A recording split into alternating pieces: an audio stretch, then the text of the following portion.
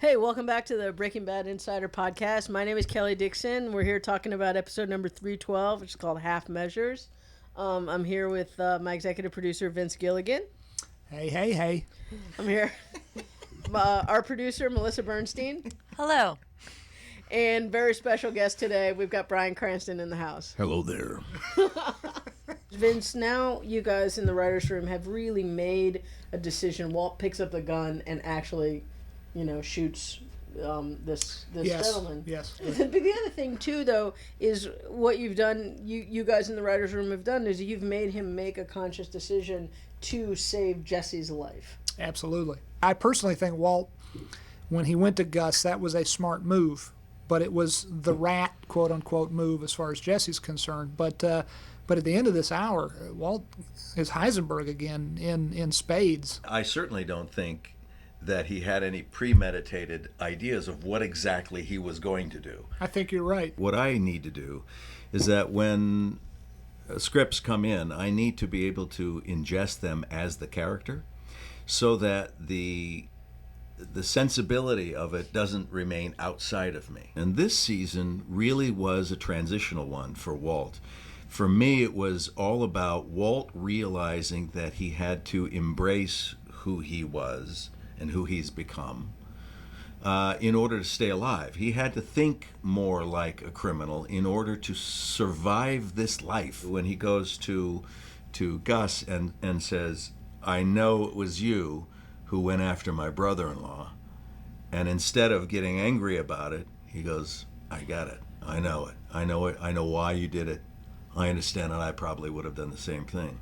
And it may be a surprise to the viewers, but to me, it wasn't a surprise. It was a acknowledging of the transition that he's making. And this scene, it's good we're talking about that other scene, because this scene feels like of a piece with that scene. In 312, in the scene where Walt is sitting at Gus's right on hand. His side of the table, Yeah. which we've seen before in earlier episodes when the cousins were there with Uncle Tio. Everybody was on the other side of the desk, and Gus was alone. Gus has never had, you're right, Gus has never had someone on his side of the table. His side of the table is very visual impact. Very smart. Yeah. Hey, Melissa, talk a little bit about Adam, who has directed more episodes for us than anybody. Yeah, this was his 6th episode for us, actually.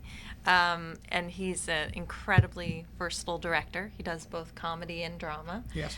He's constantly doing pilots and very much in demand, so we are very lucky to get him. Tell him about his wife. And his wife, Jessica Hecht, who plays Gretchen on our show. Let's talk a little bit about our teaser, because... Which our own Vince Gilligan had a very direct hand in. Yeah, let's talk.